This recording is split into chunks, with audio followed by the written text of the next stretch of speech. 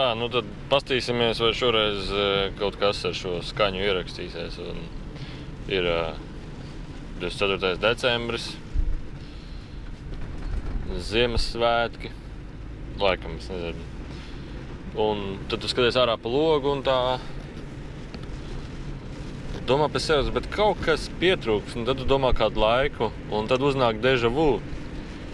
Jo tieši pirms gada es teicu tieši tāpat, bet es gan biju Rīgā. Un Rīgā bieži vien nav sniegs.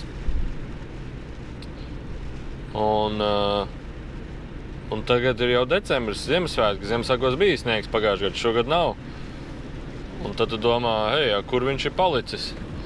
Un tad tā info, kas ir nākusi, ir, ka, diemžēl, es domāju, vēl varbūt dažus gadus un sniegs vispār nebūs. Un tad cilvēkiem būs tā, varbūt tā globālā sasilšana tomēr ir, nedaudz īsta. Un nedaudz vajadzētu pievērst tam uzmanību. Piemēram, neizzāģēt kokus ārā vai, piemēram, nelietot to degvielu tik daudz. Piemēram, sākt izmantot saules paneļus, jo to ik viens var darīt savai mājai. Un tomēr tie saules paneļi nav tik neefektīvi, kā visiem liekas. Visneefektīvākais, kas ir cilvēku patēriņš.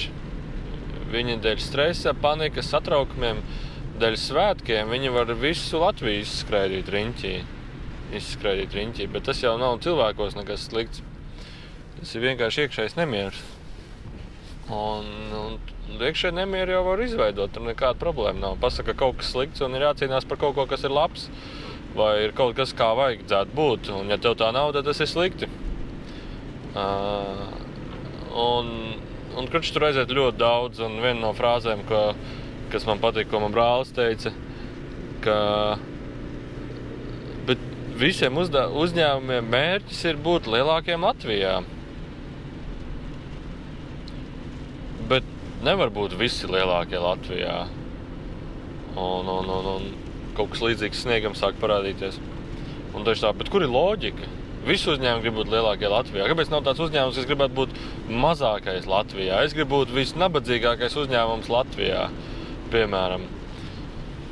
Un tad beig tā jocīgi. Un vēl viena lieta ir jocīga. Es aizdomājos tagad braukt pa kreisi vai taisni.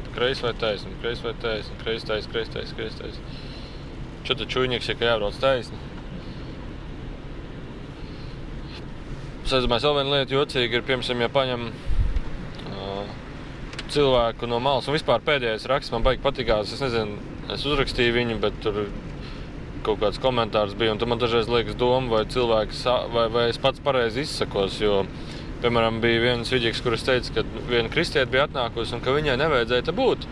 Un tad kāds pārprata to. Man liekas, tā ideja ir, ka cilvēki sāk pārāk tieši uztvert vārds vārdā, ko es saku. Vai ko es saku, vai ko es cenšos pateikt. Un es jau nedomāju, ka kristiešiem nevajag būt. Es nedomāju, ka kādiem reliģistiem te nevajag būt. Vienkārši tam cilvēkam viņam vajag harmoniskāku, mierīgāku, sirsnīgāku, sev tuvāku sirdī vietu. Un šeit čanelings viņš ir pārāk tāds, es teiktu, jaudīgs, tajā pašā laikā skarbs tādā ziņā, kad tajā vakarā bija vēl tie jautājumi, kad no kurienes tu atnāc, kur tu dzīvo, un man liekas, tam cilvēkam varētu būt tā, ka kāds pa manīm kaut ko grib zināt, tas ir ļoti kaut kā, skarbi, varbūt no tā redzējuma. Tas, ka kaut kāda vaina kristiešiem ir. Un otrs bija, es uzteicot rakstu, tā Enrico info, kas bija, kad spogulī mēs redzam savu fizisko izskatu, bet dzīve spoguļo mūsu apziņa. Dzīve spoguļo mūsu enerģētisko izskatu. Dzīve, tad tas tev jāstāsta no šejienes, un tu jau redzi to spoguli, kurā tu atspoguļos sajūti visas savas pilnības un visas savas nepilnības. Tad tur aizgāja tas stāsts tālāk, bet Es tagad apsēžos rakstīt, tā, ir viss connections, pirmo rindiņu uzrakstu, pēkšņi kaut kāds troksnis. Es tā, ok, labi, vēlreiz aizēju citur rakstu, pēkšņi atkal kaut kāds troksnis. Un visu laiku ir tāds iztraucēšanās, un pēdējā laikā vispār nav laika, Es domāju, ne jau nav laika, bet visu laiku ir kaut kas jādara. Visu laiku ir laiks kaut ko citu darīt. Un tad nesanāk tā, ceļu nogriez vienam. Žēl, ka man vēl piekaba aizmugurē jāpavada. Paldies, tev arī priecīgs Ziemassvētkus. Un sanāk tā. Bet ko es gribēju stāstīt? Es gribēju stāstīt informāciju galvā vēl mīt, vēl nevienreiz nav pateikusies. Un man interesēja sieviešu ģenētika un vīriešu ģenētika.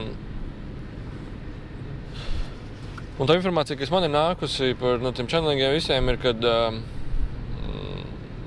cilvēks, viņš nākot uz šejienu, viņš nes jau enerģiju, kādu viņam ir bijusi ar iepriekšējo dzīvi, pieredzēs, un kāds viņa tas patiesā būtība, kāda viņam vistuvākā ir.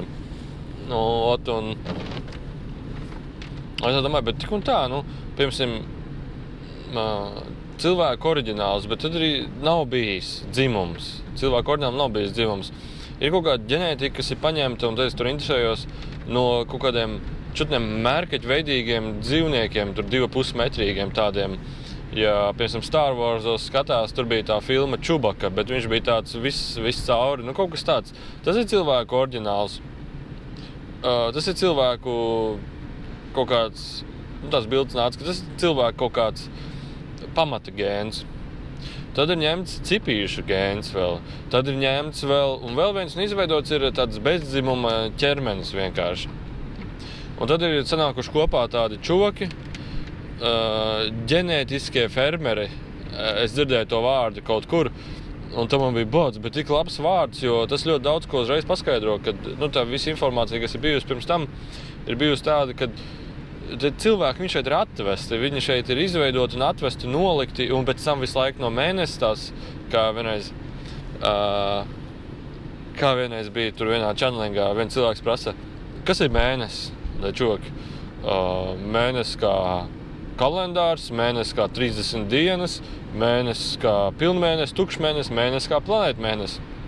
Un tad vienā citā channelingā, tur mēs vienojamies tagad pieslēgties tam mēnesi, paskatīties, kas uz mēnesi planētas notiek. Un tad cilvēks saka, labi, tūlīt pieslēgsimies mēnesi vērošanas stacijai. Un tas bija tik labs vārds, mēnesi vērošanas stacija, man uzreiz tā. Un kad no turienes viss tiek vērots, un tad, ko es ar to gribēju teikt, ka cilvēks ir izveidots no daudziem. Un tad es lasīju Bībeli, pirmās 3 lapas, es domāju, palasīšu, vienkārši interesē, kas tur ir. Un tad tur ir, Dievs radīja to un redzēja to par labu esam. Protams, es nezinu, kā citās bībelēs ir. Tad viņš radīja to un redzēja to kā labu esamu. Un tad viņš tad viņš radīja zemi un 2 spīdekļus. Un man liekas, tas vārds spīdekļi bija aizstāti uz to tikai, lai neiekāptu līdzīgos vārdos ar sauli, ko visi jau zin kā sauli, un mēnesis, ko visi jau zin kā mēnesis, jo tad uzreiz tas saplūst kopā ar ideoloģijā cilvēkiem, vārdu terminoloģijā prāts sapludināt to kopā ar kaut kur vēl viņš ir dzirdējis sauli, kaut kur varbūt no astroloģijas par mēnesi, vispār tur jau saplūstu, un tad tur vienkārši, ka šam jābūt kaut kam vārdiskā terminoloģijā nodalītam, tas nevar būt tas pats, ko visi jau zina, spīdekļus. Un tad man tā izpratne bija, ka viņš tā grāmata laikam runā par sauli un mēnesi, un tad viņš radīja abus reizē, man bija tā, tur ir bišķiņa, varbūt kļūda interpretācijā, bet nav, mēnesis ir atvests. Viņš nebija agrāk, un daudz, tur nezinu, 1000 gadus atpakaļ, 400 000 gadus atpakaļ viņš ir atvests.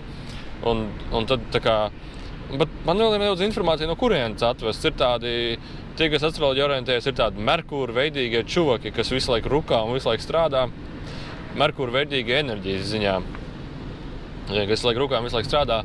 Un tad mēs vienreiz ar viņu channelingojam, viņi tā, mēnesis stacija, runājiet ātrāk, mums ir daudz jāstrādā, runājiet ātrāk. Un viņi tā, tad tur viens puisis prasīja par mēnesi, viņš tā, mēnesis, viņš jau sen ir novecojis, viņš jau sen ir jānomaina pret ko jaunāku, pret ko modernāku, pret ko interesantāku. Un tad viņš kāpēc nemaina? Nu, ārprāts, jūs cilvēki sajuksiet prātā, ja jūs redzēsiet, ka mēnesis vienu dienu ķipa nav vai 2 dienas nav. Un tad hopā, jauns tur dzeltens, piemēram, tur ar lāzeriem, tur ar objektīviem, tur, alumīnija virsmas, tur varbūt džakuzī, tur varbūt kaut kāds vēl tur turbīnas kaut kādas virsū, un ja par teleskopu pieslēdzies, un vienkārši wow. Un tad ir neapšaubām, bez nekādām šaubām, cilvēku prātiskajā, terminoloģiskajā ilūzijā, viss sabrūk, un tas sabrūk pārāk strauji. Jo, piemēram, dažreiz es satieku cilvēkus, piemēram, te bija viens puisis, kur piemēram, tu gribi viņām pastāstīt par enerģijām, un tad ir viņa dzīvē notiek tas un tas. Un tad tas ir tāpēc un tāpēc un tāpēc. Ēteriskais ķermenis nelaiž cauri enerģijas sastrēgums, tev no satraukuma, bailēm, un viņš sastrēgs vienkārši. Bet tā terminoloģija daudziem nav zināma, un līdz ar to ir ļoti grūti izstāstīt to. Un tad, piemēram, varbūt te vēl Latvijā vispār es gribēju pateikt, miera māksla ir izveidojusies pa ļoti skaistu vietu. Es viendien sajūtu to enerģiju, kas tajā mīt, un man liekas, tā ir vieta, ko vajadzētu arī saglabāt tikpat skaistu. Tādā ziņā, kad viņš kaut kā ir, tas tā, bet ļoti skaista vieta. Un tad ir cilvēki, kuri neorientējās tajā visā, vai kuriem pat nevajadzētu orientēties, kuri pat negribētu orientēties, kuriem ir cits dzīves uzdevums, cits dzīves gājums, cits enerģijas. Vienkārši viņš šeit ir citu iemeslu dēļ. Un tad viņi tā iet pa ielu, pilnmēnesis. Pēkšņi piebraucāts evakuators klāt, pilnmēnesis aizvāc projām.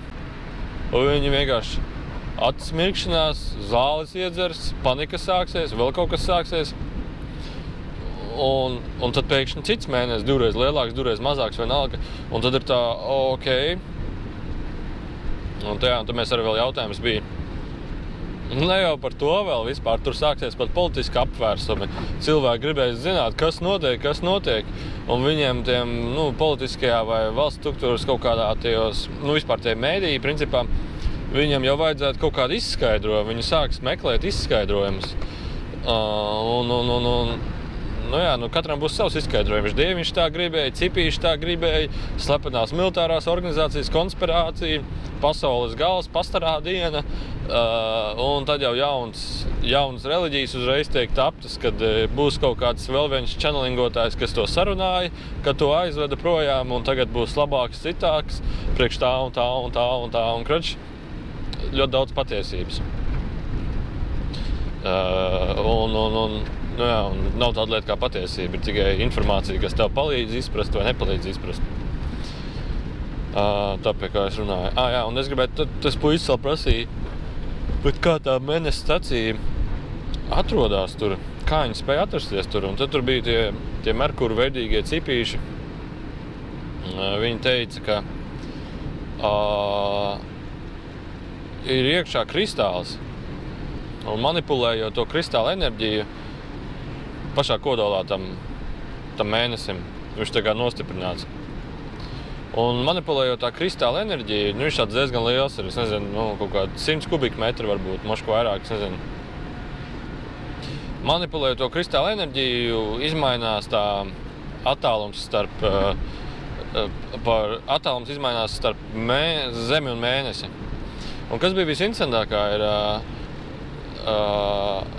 šitas te mēnesis vienmēr atrodas perfekti vienādā attālumā no Zemes. To viņi noblieza. Nevienu brīdi attālums neizmainās. Un tad bija prāta sajukumi. Bet kā, ir taču paisums un bēgums, un tad mēnesis pietuvojas un attālinās. Un tur bija, ka mēnesis vienmēr ir vienādā attālumā. Un viņi tā kā bišķiņ uzsver to. Un tad man bija tas vēl tāds miglains jautājums. Un tad bija tas, ko es saku vasarā, ka es nostījos pēc channeling nometnes to Corey Gude, kas runā par, viņš ir bijis kosmiskā programmā 20 gadus, un viņš stāsta par visām slepenām, neslepenājām tehnoloģijām, kas tur ir pieejamas. Pagaidi. Man patīk, antivīrus piedāvā, vai tu riskēsi, vai tu neriskēsi tagad. Vai mēs tā esam update, vai mēs neesam update. Klausies, es šoreiz riskēšu. Un kas ir pats interesantākais? Pagaidši tā bija jādara. Es laikam riskēšu šoreiz. Un kas ir pats interesantākais, es beidzot ielikās Kaspara video iekšā par ārpus ķermeņa pieredzēm. Jūs varat man apsveikt, tagad ir ielicies tas video iekšā. Protams, drīz šitas video, ko es tagad runāju, viņu pārsitīs. Es domāju, viņš būs jaunumos augstāk. Bet Kaspars, mēs tev intervijā vairāk stāstīsim par to, cik ļoti neļāvās tas vidīgs ielikties. Bet vēl interesantākais bija tā, ka YouTube nevarēja viņu ielikt arī. Vai 3 reizes liku. Pēc tam tas YouTube uploads laiks ir diezgan ilgs, viņš nav ātrs. Tad nākošā dienā atkal vēlreiz, tad nākošā dienā atkal vēlreiz. Jā, un tas Korijas Guds, viņš teica, ka,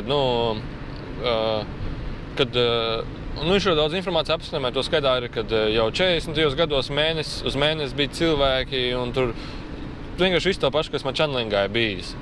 Un tad tas ļoti daudz, ir, un viņš teica tieši to pašu, kad mēnesis ir perfektā attālumā vienmēr no Zemes, un kad tas zinātniski novērots, pierādīts ir vienīgais, kad kaut kādos tur kaut kādos 5 gados viņš pa kaut kādu centimetru vai 5 centimetriem attālinās fiziski attālumā no Zemes. Bet to visu var pielīdzināt kaut kādām enerģiskām animālijām. Un tad tas bija tā, beidzot kaut kāds apstiprinājums, un viņš ļoti daudz apsmēģināja tam chanelingām visām tām informācijām. Un vēl viens piemērs ir par cilvēku kolektīvu ideoloģiju. Piemēram, cilvēkiem mēdījos, kaut kur kāds kaut ko pasaka. Cilvēks reiz, piemēram, klimats Eiropā atdziest. Un vienā tie chanelingā Enrico saka, kad kaut ko pa klimatu sāk runāt. Un Enrico tur sāk blietēt, spridzināt, un viņš teica, ka klimats sasilst. Eiropa sāk sasilt. Un tad tie cilvēks viens, bet runā taču, ka klimats atdziest. Un tad Enrico tāds, iekšēji dialogs man sākās ar viņu. Mēs jau tagad neteiksim viņiem pretējo, nestrīdēsimies un klusums. Un tad vienu dienu es domāju ar Enrico par to runāt. Tad es tā kā parunāju un saku, jā, bet tu vari visu spēlēt savādāk. Nesanāks, ka nebūs strīdēšanās. Jo viņi negrib nevienu reizi cilvēkam teikt, tā ir un nekāda savādāk nav. Atstātam cilvēkam to kā viņi sauc,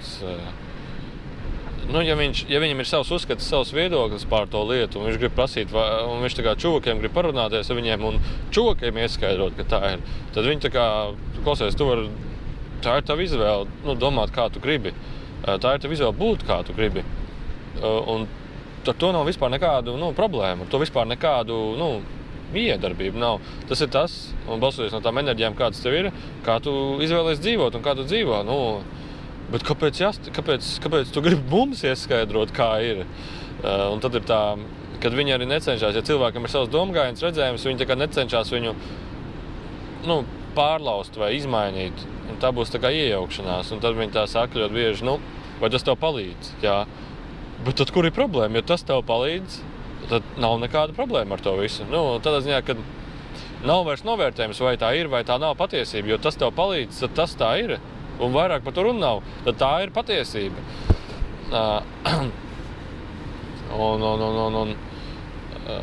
Runājot par tiem cilvēkiem, par tiem dzimumiem. Un tad bija paņemts vīriešu gēns, pieaugsts klāt vīriešu ķermeņiem un izveidoti sieviešu ķermeņi. Un tad bija vīrietis ir ņemts no brūnās enerģijas. Un bišķiņ brūnā enerģija pieaug klāt. Tie ir rukātāji, tie ir močītāji, tie ir, es varu izdarīt. Protams, cik tas mūsdienās ir palicis vēl. Un sievietēm ir iedots klāt, un tad tas bija... Vīrieši bija iedot no kaut kādiem kareivīgiem, kareiviskās tādas civilizācijas gēni piemest. Sievietēm bija, un tad tas bija jautri. Ne jau tas, ka kaut kas slikts ir, bet tas bija jautri, ko es redzēju. Es pirmā reizi redzēju, kad ir tāda putnu civilizācija. Un putnu veidīgi cilvēki. Un tad bija vienkārši labi, un viņi eksistē kaut kā viena civilizācija augstāk. Korijas bija stāstījis par putveidīgiem ziliem kaut kādiem ziliem putniem, bet tie bija balti.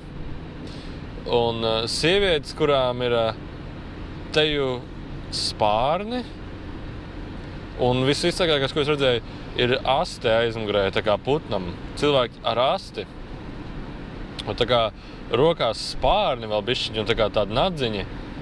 Un knābis vēl un augšā spārni. Un ļoti līdzīgs cilvēkiem. Tā kā sajaukts. Un kas tur mīt ir ļoti augsts. Pasties, kas man ir, un tā gaita, ka jāiet ir visu laiku šitā. Un tad sievietēm nedaudz piemīt tas, kad izdekorēt sevi, padarīt sevi skaistāku, salīdzināt ar citiem, tajā pašā laikā konkurence. Un bija tas baigi interesanti, un paņemt tieši tā enerģiju no viņiem, bišķiņ ielikt cilvēkiem un tam sievietēm, sieviešu pusēm. Un tā ir tā mirdzoša baltā enerģija, kas viņiem bija, mirdzojoši baltā. Un vajag interesanti, kad viens ir uztaisīts tāds, otrs tāds. Loģiski, ka nesafas, ļoti bieži nesafas, jo ir divi dažādi gēni ielikt, divi dažādi gēni. Un tie pašā laikā safas ļoti interesantā veidā, tā varētu teikt. Jā, un tad, protams, daudz domās, viss safas, viss ir labi, un tad daudz domās, nesafas, viss nav labi, un tad viss cilvēki tas prāts aiziet ar kaut ko jau sāk strīdēties un par kaut ko sāk runāties. Un tad atkal vēlreiz nesaprast no man redzējuma, kā es to redzu, un tad man jāpaskaidro, kā es to redzu. Safas nozīmē tā, ka divi saplūst kā viens, un bez mazai augstākajā būtībā viņi ir kā viens. Tāpēc, ka viņu enerģijas ir līdzīgas un vienādas. Bet ļoti daudz cilvēkiem mīt, piemēram, viņi šķirās attiecībās, viņiem mīt vēl mantu dalīšana.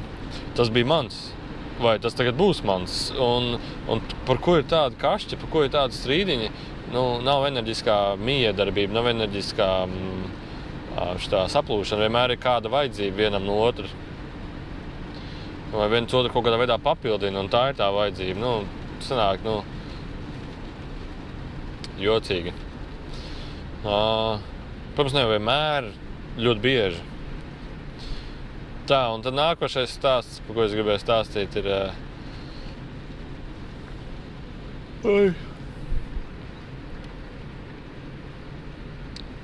Pastīsimies uz cilvēkiem, uz sevi no malas. Pilnībā no malas. Un, ja tā pastās uz sevi no malas, mēs tagad braucam, un jūs skatieties, es sēžu kastē uz riteņiem. Un brauc līdzi pretīm vēl ļoti daudz kastes uz riteņiem. Un tad, ja tā pastās neintrāli, man vēl ir līdzi vēl viena kaste, astē, piekabe, arī uz riteņiem, kur ir tā piederība vēl, tas ir mans. Arī, ka brauc vēl viena kaste ar piekabi. Vēl viena kaste.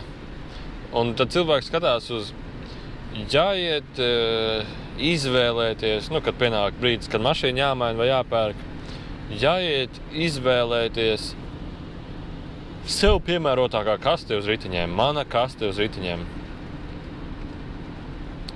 Tikai no malas pilnībā neintrāli. Nodzēšam visas idejas, visas prātus, nodzēšam nost, un tad pasamies tā kā uz to no augšas. Jāizvēlās labākā kaste uz riteņiem. Protams, doma nav slikta, bet ja skatās no čuvaka puses, cilvēki stāv, atnāk vēl eksperti līdzi, kas saka, šī kaste uz riteņiem ir labāka par to kastu uz riteņiem, bet pašā pamatā tā joprojām ir kaste uz riteņiem, varbūt dažādās krāsās. Šai kastē ir kastes sēdekļu apsilde, šai kastē ir loga apsilde, šai kastē var skaļāk radio pagriezt un tam līdzīgi. Ir kaut kādi mans labums, ir kaut kāds labums šajā kastē, kas tad apmierina kaut kādu cilvēku fiziskā ķermeņa sensoriku, kas rada viņam pēc tam labsajūtu, ka ir labi, vieglības sajūtu, ka ir vieglāk. Protams, tas viss ir labi, bet ja pastāst to no malas, es dažreiz domāju, jā, man gribētos apsildāmāku sēdekli un tam līdzīgi. Bet ja pastāst no čuvaka puses no malas, ka tie cilvēki ir ļoti interesanti, viņiem vajag kasti uz riteņiem, un tad, ja viņi iebrauc ar to kasti bedrē, kas bija viņa foršā kaste, viņi sāk dusmoties, vai sastresojās, vai sabēdājās, vai ceļš ir slikts, mana kaste uz riteņiem salūzīs, un tad atkal viss būs slikti. Tikai neintrāli. Un tas stāsts, protams, turpinās, ka vajag labus ceļus, to, un tad vēl tās kastes uz riteņiem viena ātrāk, viena lēnāk, un tad viņi tur sacenšās, vienalga, tur tas aiziet tālāk. Un tad ir kāds, kas nopērk kastu uz ritiņiem ļoti dārgu, ļoti labu. Pat runa par to naudu ir ļoti interesanti, kā viņi naudu izmanto. Viņi cilvēki, viņi tā kā apmainās ar to, satiecās ar to un grib sev vēl. Viņi aiziet uz veikalu vai vēl kur nopērk, šķirās no naudas. Un tā kā šķirās un saka paldies, bet iekšā mīt, man tagad vajag vēl kaut kur dabūt, man vajag vēl kaut kur atņemt, man vajag vēl, piemēram, es tā nevaru atņemt, bet, tā kā vēl kaut kur ātri dabūt atpakaļ, piemēram. Ne jau visi, bet, ja tā paņem atsevišķus segmentus un ielūkojās tajos. Protams, ir arī, tie cilvēki, kuri ir atduruši harmoniju mieru sevī un to visu dara harmoniju mierā un par tādām lietām, neaizdomājās.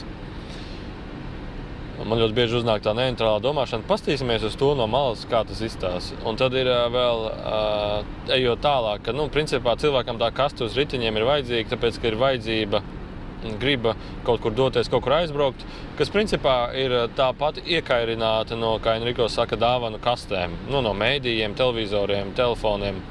Iekairināta, kad tu zini, ka kaut kur ir labāk. Šeit nav labi, kaut kur citur ir labāk. Un tad rodas tā vajadzība, braukāt riņķī. Tā kā Ziedonis teica, es atceros vienu interviju, viņš teica, cilvēkiem vajadzētu tos telefonus atņemt, jo visu laiku kaut ko ar gaisu tur runā, kaut ko runā. Cilvēkiem vajadzētu arī tās mašīnas atņemt. Atstāt tikai sabiedriskam, tik cik sabiedriskiem vajag, lai uzturētu sistēmu, pārtiku un vispārējo. Un ļoti laba doma, ļoti pareiza doma, ļoti patīkās. Pat nevis doma, bet es kaut kā sajūtu to viņu redzējumu, ka mēs visu laiku kaut kādā burzmā kaut kur skrienam, daram kaut ko nevajadzīgu. Un pat mēs skrienam darīt meditācijas pareizi. Un tagad Enrico sāka vienreiziem čanlīgā prasīt, kas ir jādara, lai sajust esību? Nekas. Un cilvēkiem ir tā doma, ka ir kaut kas jādara, lai sajust esību. Bet ja paņem to izstiep tā, kā, piemēram, es tagad cenšos pastāstīt, tad kaut kāda izpratne parādās par to, ka tiešām nekas nav jādara, lai izprastu esību. Un tieši nekas ir jādara, lai izprastu esību. Un tā kā es tagad jābrauc svinēt Ziemassvētku, pēc tam jādara tur un pēc tam tur un pēc tam tur un pēc tam tur. Kurā brīdī es sajutīšu pats sevi, kurā brīdī es būšu pats ar sevi. Es tā Enrico prasīju nesen par Ziemassvētkiem kā tādiem. Un tas ir miera laiks. Un es atceros, viņš šoreiz teica, ka ir miera laiks kaut kad ir. Tad uzreiz, vasarā. Es saku, kāpēc vasarā? Jāņa. Un kāpēc? Un tad atkal, tas ir 3 dienas, kad ir pilnīgs miers. Un tad jūs šajā laikā variet godāt pirmkārt mieru sevī, otrkārt godāt zemi, sauli un šo vietu, kurā jūs esiet, dot laiku tam, godāt šo vietu, kurā mēs esam visi kopā. Un sadoties tā kā kopā rokās. Un tad bija tā, pareizi atcerējos, un tā bija ļoti skaista doma, bet, mieru jau cilvēki nesajūtīs, ja viņi drasēs riņķī, skraidīs riņķī, bet atkal es runāju tā kā cilvēki ar kaut ko slikti, bet ne jau tā. Tad cilvēku domāšana, cilvēku burzmās un steigi, jo pavisam tiem arī vidū ir tieši pretējais miers un vispārējais. Un tad jādara nekas. Bet tad turpinām, tā, pie kā mēs un tad, ja pastāst vēl to no malas, ir vienkārši cilvēkam ir tā kaut kāda mans personība iedalījums, mans īpašums, mans iedalījums. Un tā ir tā kā, tāpat varbūt no bērnības audzināta lieta, un tā ir ļoti jocīga lieta. Tā kā pasmiešanās, ka kādam nekas nav, izvairīšanās, ka kādam nekas nav, vai arī tā kā, es negribu, lai man nekas nav, man arī kaut ko vajag. Un tad aiziet tālāk uz to, ka cilvēkam vajag, es to saucu par inkubātoru. Tajā stāstā man riktīgi smiekli uznāca, es to saucu par inkubātoru. Un tagad uzminiet, kas tāds ir. Tā ir tava dzīves vieta. Skaties, te ir uztaisīts tilts, bet kas ir pats interesantākais? Blakus uztaisīja vēl vienu tiltu, pagaidu tiltu, pa kuru varēja braukt. Tad šito tiltu nojauc, kas te bija vecais, uzbūvē, izremontēja jaunu tiltu, un to pagaidu tiltu nojauc nost. Bet taču varēja vienkārši pagaidu tiltu uztaisīt kā normālu tiltu, un braukt. Protams, tur ir funkcijas kaut kāds, bet tīši no efektivitātes puses man likās, ka paškam tad jājauc pēc tam tas pagaidu tilts nost, var vismaz viņu atstāt kā rezervas tiltu, kaut kad noderēs. Un tad par to inkubātoru. Es jums līdz parādīšu vienu inkubātoru. Šeit mēs skatāmies uz inkubātoru. Tā. Šeit ir nākošais inkubātors. Tur tālāk vēl viens inkubātors. Ups, es piespēju pauzi. Jā, inkubators tādā ziņā, kad cilvēks, lai viņš pastāvētu, lai viņš eksistētu, vismaz harmoniskā vidē, viņam vajag savus komfortablos apstākļus. Temperatūru, siltumu, tualeti, un ēšanu, un guļas vietu. Kad tam cilvēku ķermenim kā tādam ir ļoti daudz tādas funkcionalitātes prasības. Ar to jau var nekāda vaina, un tas ļoti atšķirīgi no citām pasaulēm, jo, piemēram, Enrico pasaulē viņam nekā nav tāda. Viņi visu laiku var pastāvēt, un viņa realitāte visu laiku mainās no tā, kā viņi maina savu enerģiju, vizualizāciju, un uzreiz tas vienkārši ir. Tajā gaismas pasaulē augstāk. Viņam nav tā, kad man vajag siltumu, viņi vienkārši siltumu rada. Jau ir kupola mājas foršas. Wow. Arī labs inkubators. Es šodien starp redzēšu, ka savu kupola māju, kā viņi ir iezīmojusies. Un tad bija par to personību, ko es teicu, ka viss ir tā kā piepersonalizēts un mans. Tad viņi arī to mans ieliek tajos inkubātoru izveidas principos. Man vajag tā, lai šādi, labāk tādi nekā citādi, nekā kaimiņam, nekā tam, un man vajag nedaudz foršāku, krutāku nekā citiem. Un tas dod kaut kā tādu labsajūtu, iekšā tādu kairinājumu. Man beidzot kaut kas ir, man beidzot esmu kaut ko sasniedzis. Beidzot, vairāk nekā citiem, piemēram, tāds. Un, ja piemēram, prātā to var sajust, vai sevī to var sajust, ka kaut kas tāds veidojas, tad jau tur ir bišķiņ labāk. Bet, ja nejūtot to dara un kaut kā mērķiecīgi to dara tiecās, tad jau veidojas tas, ko es teicu par to, ka no bērnības tas jau ir ieaudzināts, kad mamma atņēma, vai brālis atņēma, vai brālim bija, man nebija. Bet tas arī gēnos iekšā cilvēkiem ir. Un tā ir tāda ļoti interesanta īpašība. Un tad sanāk to visu saliekot kopā. Cilvēki ir ļoti angliski sakot selfish. Mans, man labākā tas, man labākā tas. Un vai tas ir audzināts, izveidots, vai tas gēnos?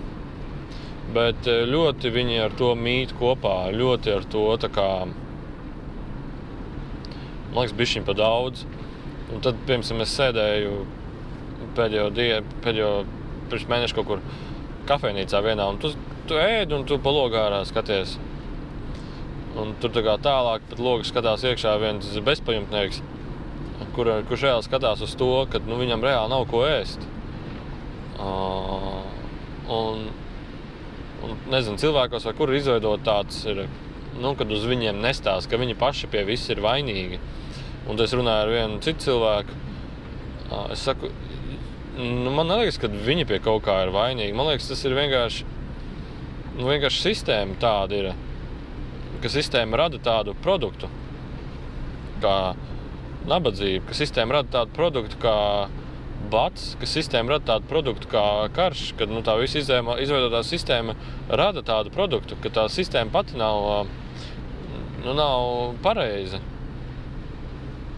Un tad tas cilvēks neaizdomājas, protams, par to sistēmu, bet kad tā kārtība vienkārši nav tāda. Protams, viņš varbūt nav atbildīgs par lēmumiem, par ko viņš ir izlēmis. Viņš nav, vai ir atbildīgs, piemēram, bet viņš jau nav vainīgs pie tā, kad cilvēki kaut kādā veidā uzskata viņu, ka viņam nav nauda, viņam nav inkubators, viņam nav mašīna, viņam nav inkubātora drēbītes, mūsu drēbes.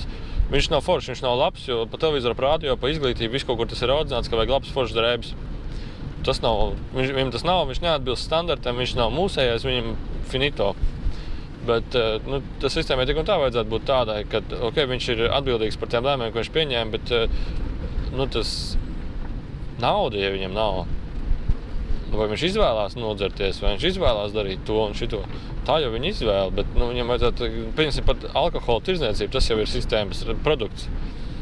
Kad savā veidā tas pild ļoti svarīgu funkcionalitāti, degradē cilvēku smadzenes. Tajā pašā laikā tas pild funkcionalitāti arī atslābināties, tad, kad tas ir nepieciešams, nērvus atlaist. Tas ir abējādi, protams. Bet, tā visa sistēma, viss tas, kur cilvēki tagad ir un kā mēs esam, man liekas, ir ļoti, negribas teikt nepareizi, bet tam tā nevajadzētu būt.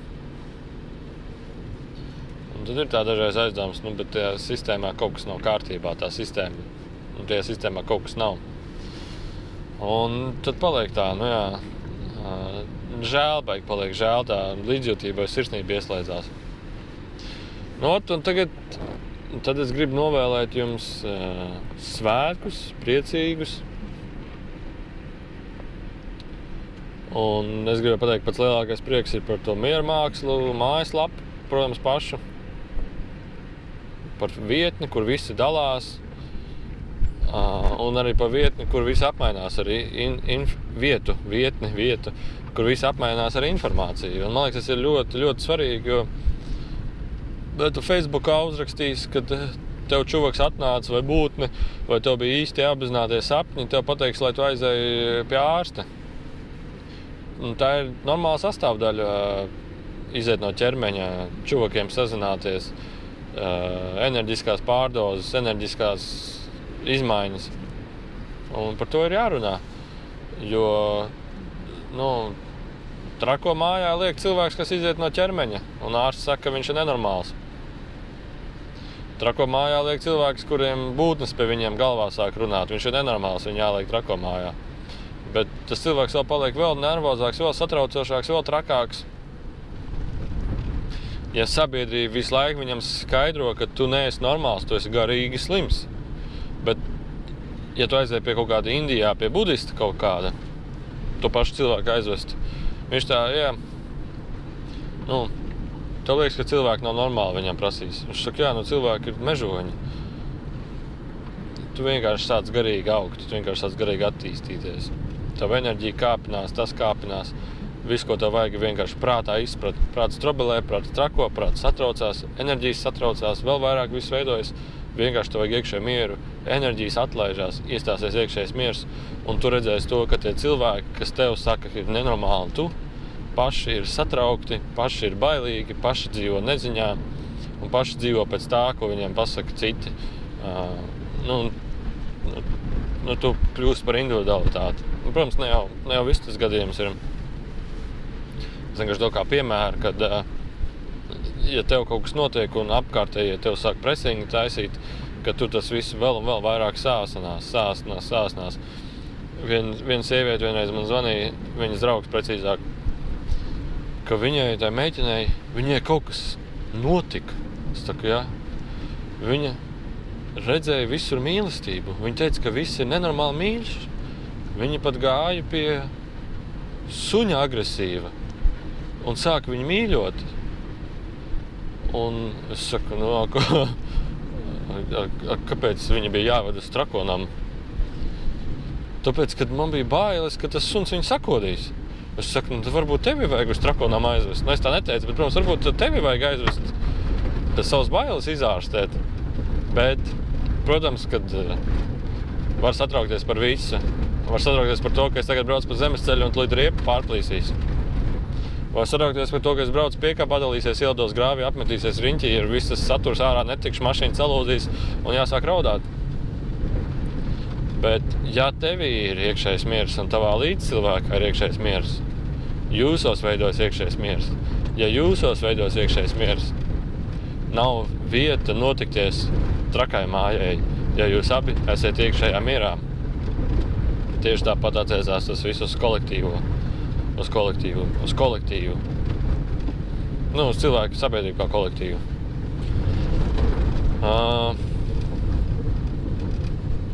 To, ko es gribēju teikt, kad ja tu izstāsti, apskaidro, tas nozīmē, to enerģijas pastiprinās, čenlings nāk, čuvaki varbūt, ar viņam jāparunājas kaut vai šizofrēnija. ļoti bieži nāk citi aspekti cauri, viņi tā kā savādāk uzvedās, savādāk rīkojās. Ar viņiem vienkārši ir jāizrunājās, jāprunājās. Kaut arī vienkārši cilvēki nonāk līdz tam, ka viņiem iedzimtībā jumts varās vaļā, piedzimuši tādi jau advancēti. Pat viņiem prātam vajag izskaidrojumu, kas ar viņu notiek. Pat viņiem vajag paskaidrot. Tas viss ir normāli. Cilvēkos vēl nav tā terminoloģija, cilvēkos vēl nav tā izpratne, cilvēkos vēl nav tā zināšanas. Un tāpēc šeit, miera mākslā, mēs to apkopojam. Vienīgā problēma ir es domāju, liels kritums būs. Vienīgā problēma ir, kad tā informācija ir pārāk daudz, un tad ir viss jāstās no A līdz Z. Vai jāuztais kaut kāds mazais playlists. Tā, un tad miera māksla, prieka māksla, prieks. Un ar jauno gadu, ko es gribēju stāstīt, es esmu nobriedzis lēnām izvākties no Rīgas, no pilsētas ārā, savā retrīta templī laukos kaut kur. Un tad es domāju, tad gan varētu kosmosam atdoties. Un tad, kad tu meditē vairāk laika, kad tu esi ilgāk iekšēji mierā vairāk laiku, tad ir tas čaneks daudz izteiksmīgāks. Un tā saikne daudz izteiksmīgāka. Un tad varētu tieši šodien no tempļa saslēgsimies tūlīt un močiem. Un varētu to darīt. Un tas būtu baigais bonus. Priekš manis. Es jūtu baigo saucienu. Tā kā tā.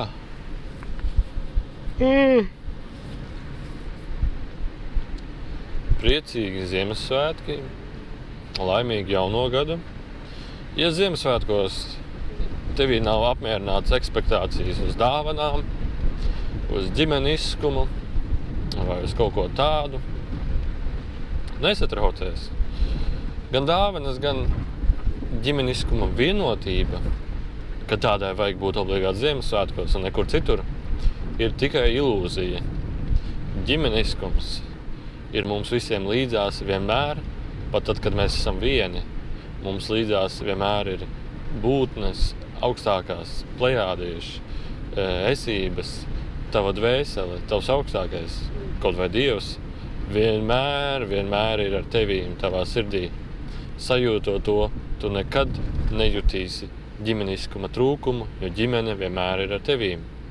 Tātad viss ciešanas notiek prātā arī par tādām lietām. Un dāvanas ir katru dienu, katru mirklis ir kā jauna dāvana, katrs notikums ir kā jauna dāvana. Netulkot dzīvi, ka dāvana ir kaut kas, ko tu vari saņemt. Netulkot dzīvi, ka tas ir kaut kas skumjš. Netulko interpretāciju prātā, ja tev šī ilūzija nav, ka tās ir ciešanas. Dzīvo katru mirkli kā skaistu dāvanu, daudz pilnvērtīgāk nekā tā tev šobrīd šķiet. Un tad nākušais ir skumjās patiesībā ir ļoti liela esība, skumjās patiesībā ir ļoti liela mīlestības sajūta. Tā kā tā. Labi, finito genocht. Finish. Me driving countryside. Me eating cake. Me celebrating Christmas. Me then going to different place celebrating Christmas. Me be happy and later me be tired. And then me be translate to English videos. Šis varbūt bez skaņas ir, bet šādas liek jaunums mājaslapā, bet es tikko, es tieši to domāju, bet cilvēki teiks, lai es skatos uzmanīgāk uz ceļu.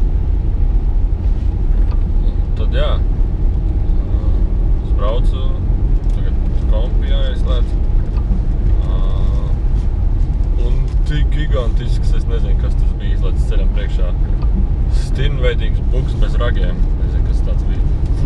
Un aizlec un rīzē viņam virs uzbrauc, bet es jau viņu pamanīju. Un tad bija tā, cik viņš šmuki, viņš tā ceļam apstājas vidū, palecās gaisā, kājas aizspēra un aizlidoja. Baigs smuk izstījās.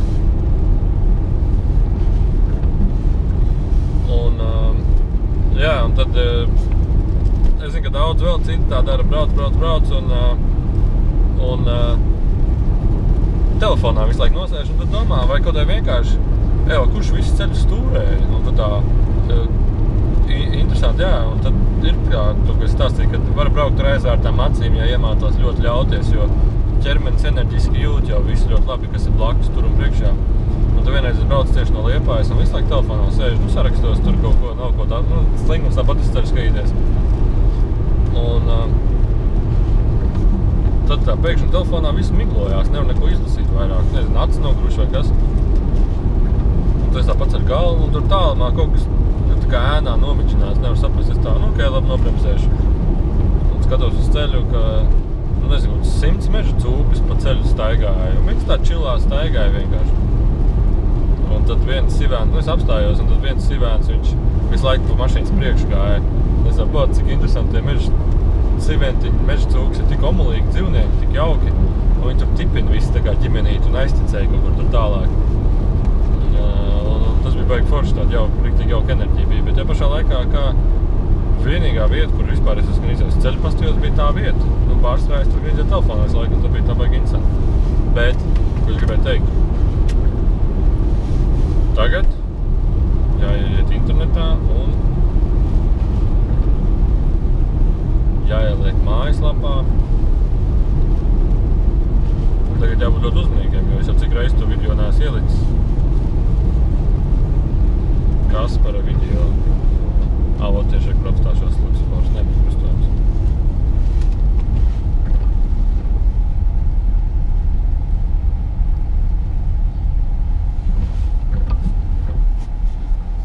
Tā, pastāvēsim višķi.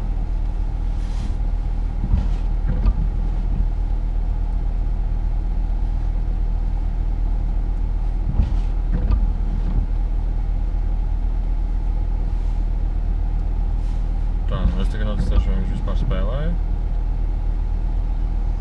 Skan.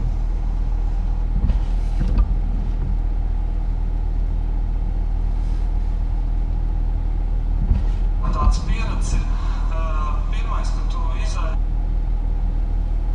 piemēram, kad tu izēji astrālajā pasaulē, ja?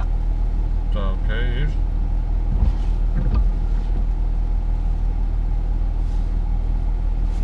Tā, laikam mēs varam braukt.